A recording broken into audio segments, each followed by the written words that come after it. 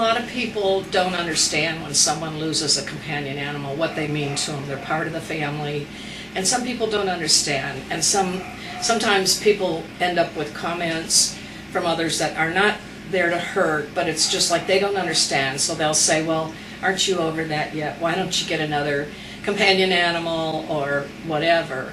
And this is a safe place. I think you can come in, you can say whatever you want.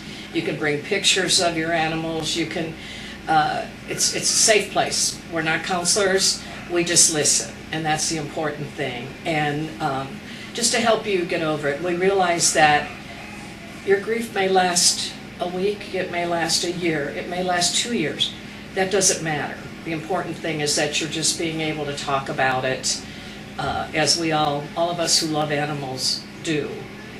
And we're not counselors. We don't pretend that we can tell people, well, you need to get over it at a certain time or how to get over it. That's totally up to the different people.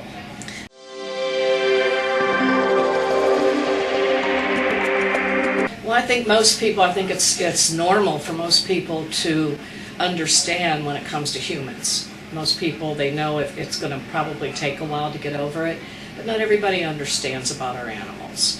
And we also, if someone has to surrender an animal, and we know that happens, we feel bad when they do, but they also need grief counseling because many of them aren't surrendering them because they want to. It's totally because they have to.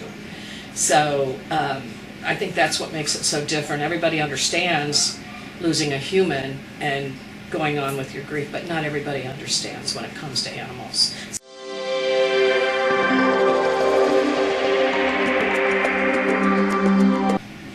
I think so. I mean, I would not even pretend to know what they should do. But if they just want to come and talk, now some veterinarians, well, I think most veterinarians will talk to you also, but just to talk, because that is a difficult decision. That's a decision we all have to make when we have pets, and it's the hardest part of owning them. But I think it helps. We've had some that have come in and they've cried and they've shown pictures.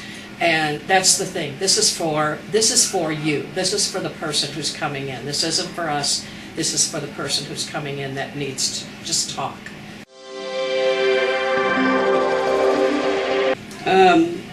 I lost my dog Samantha. She was 13 years old. I'd had her since she was a little bitty baby, and she was she was my first dog. She was very special to me. She was just really special. And I didn't think I was going to get through it. I didn't think that, in fact, before I had to make the decision to put her down, I used to tell people that they were going to have to institutionalize me because I was just going to be a wreck. I was going to, because she was my rock. She was the one that was always there for me and through hard times and good times, and she always made me feel better. So.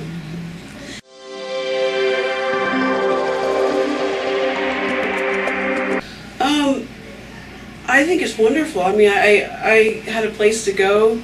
Everybody understands, because everybody that's there has lost an animal, and yeah, I mean, I cried and I showed pictures and talked about it, and I got ideas for ways that I could memorialize her, and I felt like it was a really good thing.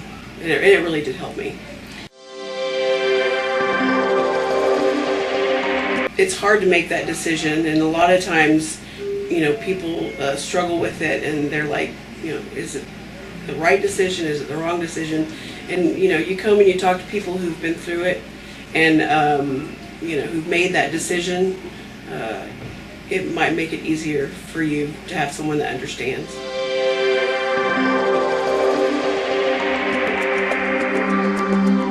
I am 75 years young. I was very fortunate. I had a little Chihuahua named Cassie. She was the sweetest little,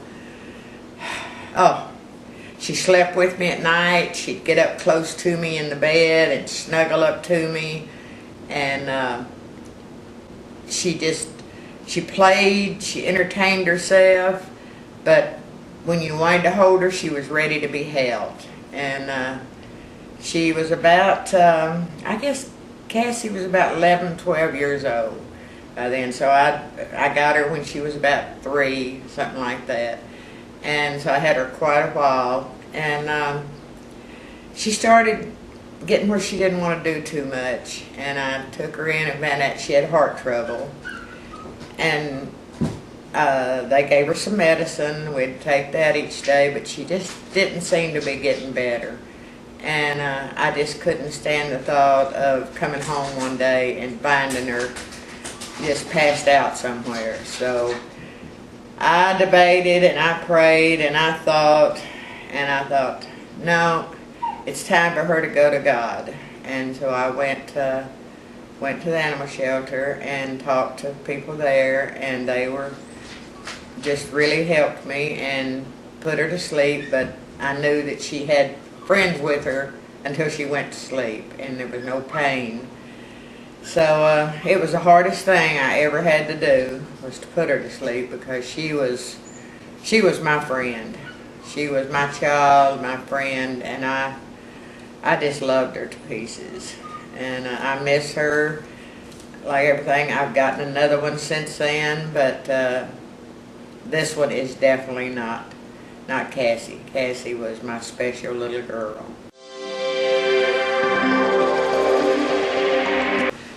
It was so nice, because I was just torn. I wanted to sit down and cry, and I kept thinking, Nancy, this is the dog. She's better off. It's not going to be like it was my real child, but she felt like my real child. And while I was there, I was introduced to some people that were in a grief session, and it was just what I needed.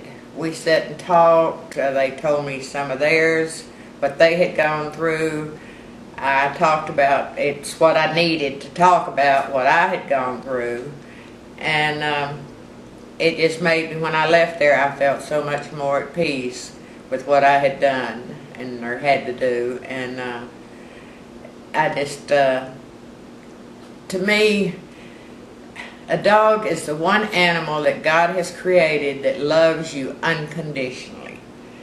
And I had so much love from Cassie. I mean, you could tell. She just loved me so much. And I just hated to have to do it, but it was something that had to be done. But that grief session surely did help me.